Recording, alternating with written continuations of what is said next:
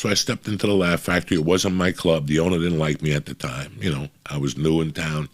He said I was more of a club act, and I accepted it. I already was getting spots at the store. I just peeped my head in. God knows why. Maybe I was there to see Ralphie. Who knows? When I walk out of it, I bumped into a kid that I had known. He was a funny fucking guy, but he seemed a little down. And I talked to him a little bit, and I asked him what was the problem. And he said that they had canceled the show he was on. He was on a superb fucking show. I forget the name of it. Doesn't really matter. With a superb fucking cast. It's one of those shows that should have made 8 years. Like when you look at it in hindsight, it should have been on for 8 years, but something, it just slipped through the cracks. And this young man was a little, bewildered. He thought his career was over. And I remember talking to him and going, bro, you're just getting started. So what? Your show went down. Look at all these people that their shows went down. Fucking, Tom Rhodes and Margaret Cho and Greg Giraldo. They all kept pushing. It's just a bump in the road, and you keep moving. He's like, fuck this. I'm moving back to New York. And he moved back to New York, and I kept a loose tab on him. I always knew he was fucking funny as fuck.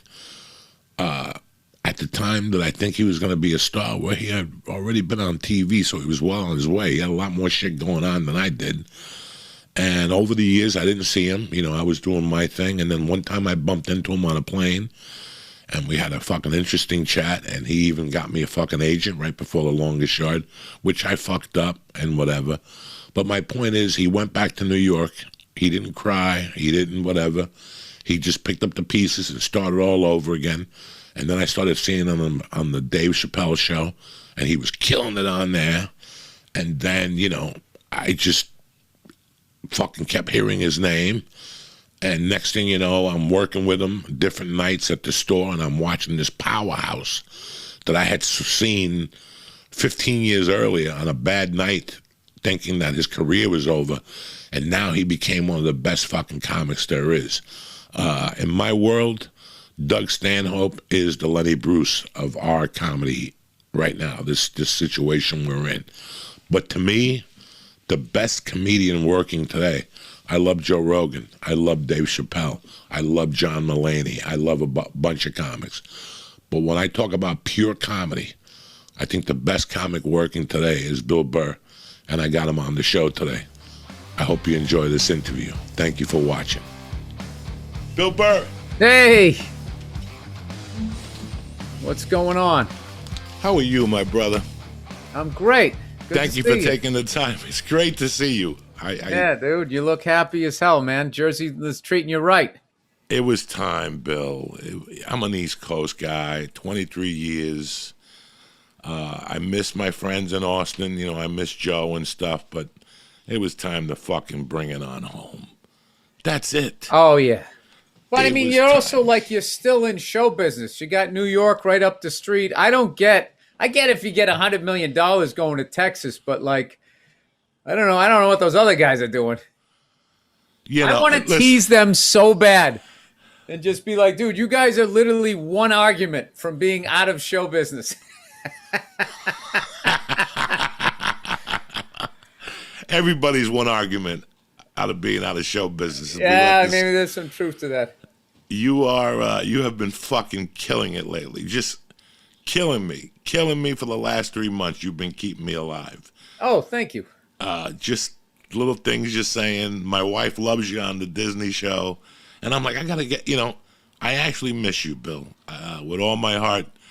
I miss watching you in the hallway alone and watching the other comics. And it's just been I'm trying to think the last time we hung out, we were at that Guns N' Roses show at the Palladium, right? Oh, my God. And the chick passed out. And I kept I left before that. Oh, you left before the chick passed out? Yeah, they were a little late going on, and my shit was, I got, my wife was pregnant, so I was about to have 2 kids, so I was just like, I had a curfew. I was 12:30, I am out. I think anything we both later left after Pink Floyd, Wish You Were Here. Once I didn't see that part. I think I saw like a half dozen songs, but I had just seen them outside of Paris It was just so happened I was gigging in Europe, and then me and my wife went to France or whatever, and they were coming through, and I got to see that. I got to see that tour. So the Palladium thing was just like a bonus. It was tremendous. But it was really cool to see them on the Sunset Strip, though. You know, where they sort of, at least those original guys cut their teeth back when that scene was there with Duff, Slash, and Axl. So yeah, it was cool. It was tremendous. Cool. That was the best concert I had been to. You know, I started going back to concerts about 2 years ago, and that concert was fucking tremendous. It blew me away. I didn't know they were that good, but that's 30 years, Bill Burr. That's 30 years. Well, that's what happens. More than that. 30 years. 30, yeah, it was like 32, 33 years since they made it. So all the years they played just to be good enough to make it, plus all of those things. I was watching a thing last night about, it was like a little documentary about the Metallica, Guns N' Roses tour that they did together, which was, I would have thought that they both could have done in arenas by themselves. I mean, they still can. It's kind of crazy. They both can still do that. And they got on tour together. And they was just sort of talking about how, like, no one thought that this tour was going to work. I want to say, though, that was the one where Hetfield got burned. Some pyrotechnic like went off at the wrong time. Just got basically hit with a flamethrower. I mean, that's just, my God. It's a concert. Knowing him, he was probably back like 2 weeks later. Yeah, that guy's a fucking savage, Hatfield. He don't give a fuck about anything. That was a good night, though, at the Palladium. I had never been there before. Mm-hmm.